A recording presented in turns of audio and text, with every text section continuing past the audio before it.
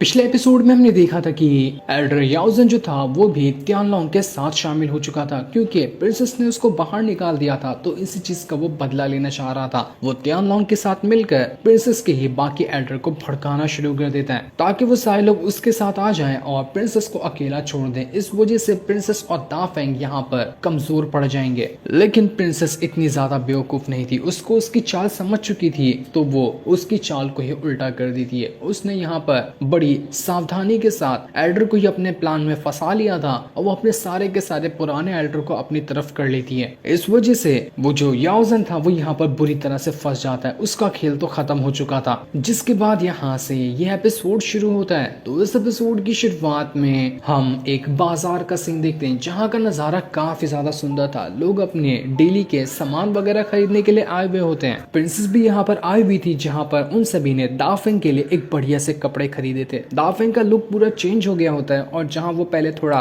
गरीब जैसा दिखाई देता था लेकिन अब वो काफी डिसेंट किस्म का बंदा दिख रहा होता है। उसके ऊपर वो लुक काफी ज्यादा अच्छे से जच भी रहा था। बाजार में जितनी भी चीजें बिक रही थी तो प्रिंसेस अपने सिपाही से कहती कि जाओ, जो अच्छा लगता है ना उन सारे सामान को खरीद लो, हम यहाँ से सामान खरीदते हुए आगे बढ़ेंगे। ये लोग यहाँ से कैपिटल सिटी की तरफ ही बढ़ रहे थे, जिस पर सिपाही और जूडी दोनों यहाँ से बाजार में सामान खरीदने के लिए वहां से चले जाते हैं। और उन दोनों के जाने के बाद प्रिंसेस जो होती है वो दाफेंग को किसी अलग जगह पर ले जा रही थी। दाफेंग को समझ तो नहीं आता कि प्रिंसेस कहाँ उसे ले जा रही है, लेकिन बस वो उसके पीछे पीछे जा रहा होता है। थोड़ी दूर आने के बाद एक बंदा था जो उन दोनों को वहां पर रोक लेता है, लेकिन जैसे ही प्रिंसेस अपना बैज उसको दिखाती है वो बंदा उन लोगों को वहां से आगे जाने की परमिशन दे देता है। इस वजह से दाफेंग और प्रिंसेस वहां से आगे बढ़ना शुरू हो गए थे।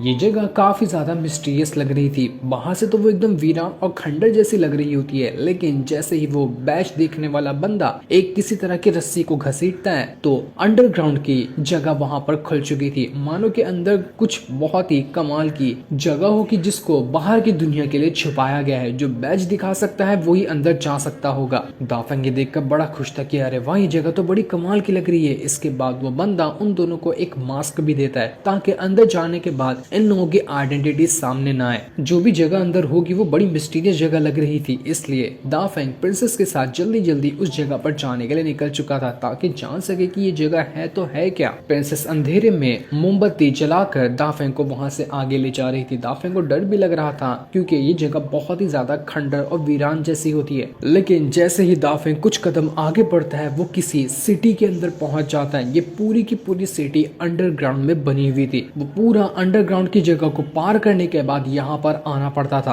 और यहाँ पर जितने भी लोग होते हैं सभी ने अपने ऊपर मास्क लगाए हुए थे ताकि कोई किसी को पहचान न सके कि ये इंसान है कौन। दाफेंग के तो होश उड़े हुए थे ऐसी जगह को देखकर। उसको नहीं पता था कि इस तरह की चीजें भी यहाँ पर मौजूद होती है, मानो कि कोई ब्लैक मार्केट हो और यहाँ पर इधर उधर से लाए हुए सामान को बेचा जाता है, क्योंकि इस तरह की ब्लैक मार्केट ही अंडरग्राउंड में बनाई जाती है। और वही जगह पर यहाँ दाफेंग आ चुका था। प्रिंसेस दाफेंग से कह रही थी कि मैं यहाँ पर तुम्हें इसलिए लेकर आई हूँ क्योंकि यहाँ पर ना एक से एक कमाल की चीजें मिलती है जिनको बाहर की जगह पर ढूंढना बिल्कुल इम्पॉसिबल है। इसलिए मैं तुम्हें यहाँ पर ले आई ताकि तुम्हें कोई अच्छी टेक्निक या वेपन या कोई और अच्छी अच्छी कल्टीवेशन से जुड़ी चीजें मिल सकती है ना, तो तुम उनको खरीद सको। दाफेंग अंदर ही अंदर खुश तो हो रहा था, लेकिन उसको टेंशन भी थी कि भाई साहब मेरी जेब तो फूटी कौड़ी में नहीं है, उसके अंदर पूरी तरह से मेरी जेब खाली है। मैं खरीदूंगा तो खरीदूंगा कैसे कुछ भी। लेकिन प्रिंसेस हो साथ तो डरने की क्या बात, वो मेरे लिए सामान दिला देगी, मुझे उसकी टेंशन लेने की जरूरत नहीं है। इसके बाद प्रिंसेस दाफेंग को एक जगह पर लेकर आती है जो एक पवेलियन था।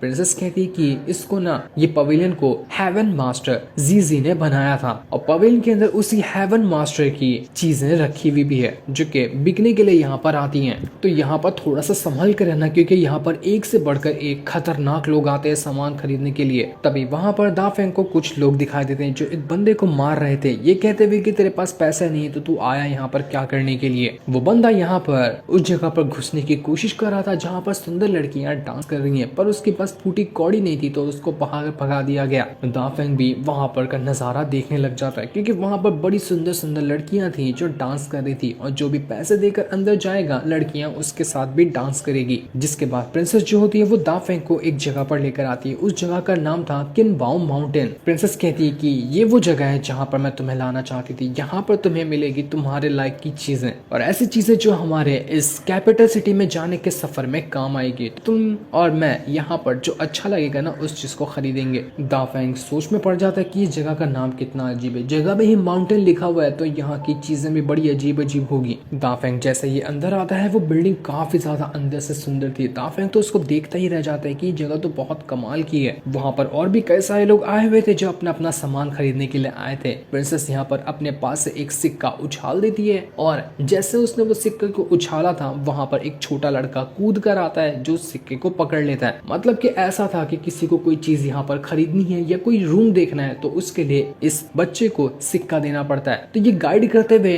बंदों को वहाँ पर ले जाता है। इसलिए प्रिंसेस ने एक सिक्का इस बच्चे को दिया तो ये आगे से उन सभी को गाइड करेगा। बच्चा कहता है कि फरमाइए जनाब क्या चाहिए, कैसे मदद कर सकता हूँ मैं आप लोगों की। तो प्रिंसेस कहती है कि मुझे ताओइज्म से जुड़ी हुई ना कुछ चीजें चाहिए, इस तरह की कोई हाई लेवल की चीजें होंगी ना तो मुझे वो दे दो, बताओ मुझे कि वो कहाँ मिल सकता है। तो बच्चा कहता है कि ताओइज्म से जुड़ी हुई चीजें बहुत ही रेयर होती है, यहाँ पर मिलना इतना ईजी नहीं होगा क्योंकि ये जो पूरी ब्लैक मार्केट है ना वो बड़ी तो है लेकिन उतनी भी ज्यादा हाई फाई नहीं कि ताओइज्म या उससे भी जुड़ी हाई लेवल की चीजें यहाँ पर मौजूद हो। लेकिन हाँ, मार्शल आर्ट से जुड़ी हुई चीजें आपको हर एक मिल जाएगी, एक से बढ़कर एक टेक्निक मिलेगी। या कल्टीवेशन इंक्रीज करना है तो उस चीज की भी चीजें मिल जाएगी। पर ताओइज्म की चीजें हासिल करना ये इतना ईजी नहीं होगा क्योंकि ताओइज्म को सीखने के लिए भी बंदे के पास खुद की कल्टीवेशन बहुत हाई होनी चाहिए। तो अगर मार्शल आर्ट या कल्टीवेशन से जुड़ी हुई कोई चीजें चाहिए तो मैं आपको गाइड करके वहां पर ले जा सकता हूँ। दाफेंग प्रिंसेस से कहता है कि प्रिंसेस ये मुझे ना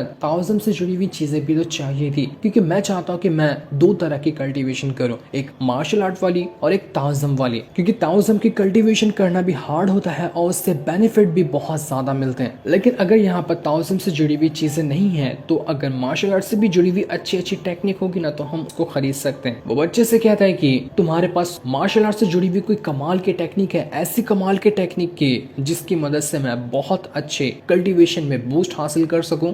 तो बच्चा कहता है कि हाँ बिल्कुल है ना, मैं आपको सबसे पहले टेक्निक बताता हूँ जिसका नाम है व्हाइट टाइगर आर्म। ये टेक्निक को कल्टीवेट करने के बाद आपके पास इतनी ज्यादा पावर आ जाएगी कि मतलब आप अपने हाथ की मदद से एक टाइगर गॉड की पावर को बाहर निकाल पाएंगे क्योंकि इस टेक्निक को खुद ही टाइगर गॉड ने बनाया था। उनकी कल्टीवेशन है इस टेक्निक के अंदर, लेकिन उसकी कीमत है 2000 सोने के सिक्के। इतनी कीमत दोगे तो मैं आपको वो टाइगर आर्म टेक्निक दे दूंगा। ये सुनकर फटाक से प्रिंसेस अपने पास से कुछ सोने के पत्ते वगैरह बाहर निकालती है। एक पत्ते की कीमत देखा जाए तो असल में 1000 सोने के सिक्कों के बराबर होगी, तो दो पत्तों की कीमत 2000 सोने के। वो बच्चा हैरान रह जाता है कि ये बड़ी अजीब लड़की है, इसके पास तो कितनी कमाल के सोने के पत्ते हैं, मुझे लगता है कि ये कोई खास होगी या कोई कहीं की रानी वगैरह होगी। तो वो उन लोगों से कहता है कि आइए वीआईपी रूम में बैठिए जब तक कि मैं आपके लिए वो टेक्निक लाकर यहाँ पर रख देता हूँ। इसलिए दाफेंग और प्रिंसेस दोनों वहाँ से वीआईपी रूम के अंदर आकर बैठ जाते हैं। जैसे वो थोड़ी देर के लिए बैठे थे वहाँ पर वो बच्चा पहुंच जाता है जो उसी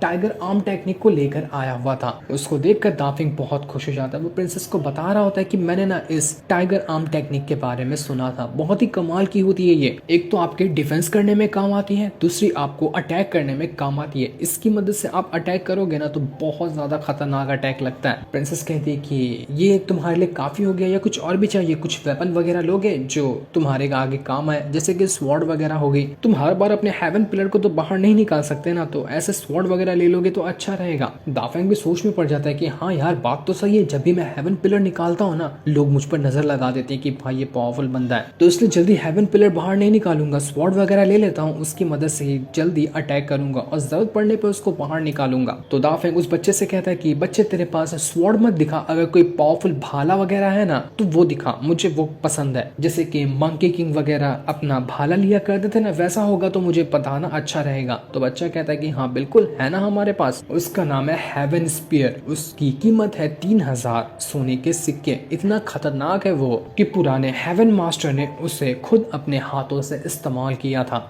वो चीज असल में कोई भाला नहीं लेकिन वो एक तीर कमान है, उसके अंदर से ना जो तीर निकलती है वो एक एक भाले के बराबर होती है। उसकी एक तीर इतनी पावरफुल होगी कि तुम अच्छी से अच्छी बिल्डिंग को तोड़ सकते हो, इतनी खतरनाक होगी वो। दाफेंग खुश तो बहुत ज्यादा हो जाता है लेकिन कीमत देखकर उसका दिल टूट गया था कि भाई साहब ये तो 3000 सोने के सिक्के की है, बहुत महंगी है। लेकिन प्रिंसेस उसको फटाक से पैसा देते हुए कहती है कि लाओ वो भी ला कर रख दो, जो दाफेंग को पसंद आता है वो सारी चीजें खरीद दो, पैसों की टेंशन मतलब, मैं सब चीज का पेमेंट कर दूंगी। इसलिए वो बच्चा कहता है कि आइए आइए दूसरे रूम में आइए, आप वहां पर बैठिए जब तक कि मैं जो भी चीजें आपको पसंद आएगी वो लाकर आपको दे देता हूँ। इसके बाद वो बच्चा वहां पर से दाफेंग को एक दूसरे कमरे में लेकर आता है जहाँ पर बहुत ही कमाल कमाल के वेपन वगैरह थे। कुछ स्पिरिचुअल फैन होते हैं, कुछ स्वॉर्ड, कुछ अलग तरह के भाले और जितनी तरह के वेपन इंसान इस्तेमाल करते हैं सब के सब वहां पर रखे हुए थे। दाफेंग की तो बस आंखें खुली की खुली रह जाती कि यहाँ पर तो कितनी कमाल की चीजें, एक से बढ़कर एक आर्मर और कमाल की स्वॉर्ड वगैरह है। सब पे मेरा दिल आ गया, समझ नहीं आ रहा कि खरीदूं तो खरीदूं क्या। दाफेंग सबसे पहले वो जो तीर कमान था उसकी तीर को चेक करता है और देखता है कि वो उतनी स्ट्रॉन्ग है भी या फिर नहीं। जैसा कि बच्चा बता रहा था कि इससे बिल्डिंग वगैरह भी टूट सकती है। जैसे उसने तीर को हाथ लगाया था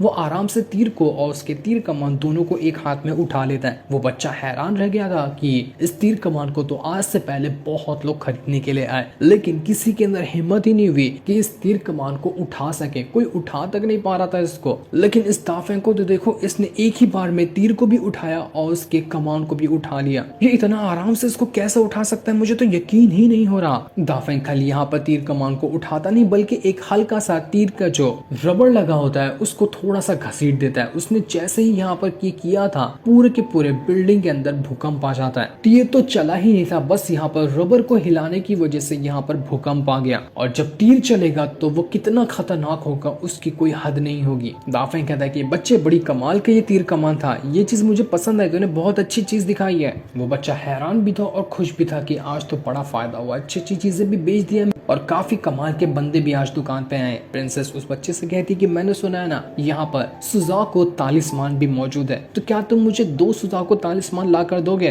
कितने का होगा उसकी टेंशन मत लो, मैं सब कुछ पेमेंट कर दूंगी, बस मुझे वो सुजाको तालिस्मान ला कर दे दो। तो बच्चा कहता है कि ठीक है मैं ला कर दूंगा ना, हमारे पास वो अवेलेबल है, आप आइए मेरे साथ, मैं आपको वो देता हूँ। इसके बाद जैसे ही वो बच्चा उनको वो तालिस्मान ला कर देता है तो प्रिंसेस एक तालिस्मान अपने पास रखती है और दूसरा वाला तालिस्मान दाफेंग को दे देती है और देते हुए कहती है कि ये ना इमरजेंसी के टाइम पे हमारे बहुत काम आता है, पहले भी ये मेरे पास था, ये बड़ी कमाल की चीज है तो इसको अपने पास ही रखना। लेकिन दाफेंग कहता है कि नहीं नहीं, मुझे इसकी जरूरत नहीं है, ये आपके ऊपर ही ज्यादा सूट करता है, आपको ये इमरजेंसी होगी तो आप इसका इस्तेमाल करना, मैं यहाँ पर खुद को प्रोटेक्ट कर सकता हूँ और खुद के साथ साथ आपको भी प्रोटेक्ट करने की कोशिश करूंगा। अगर आप सब कुछ मुझे ही दे देंगी तो आपके पास बचेगा क्या, इसलिए कम से कम ये तालिस्मान तो आप अपने पास रखिए। जो सुनकर प्रिंसेस काफी ज्यादा खुश हो जाती क्योंकि उसको भी दोनों तालिस्मान अपने लिए ही चाहिए थे, लेकिन तब भी वो एक दाफेंग को दे रही थी। दोनों यहाँ पर चीजें लेकर बहुत ज्यादा खुश हो चुके थे। जो सीन दिखाते ही ये एपिसोड यहीं पर एंड हो जाता है। Thanks for watching.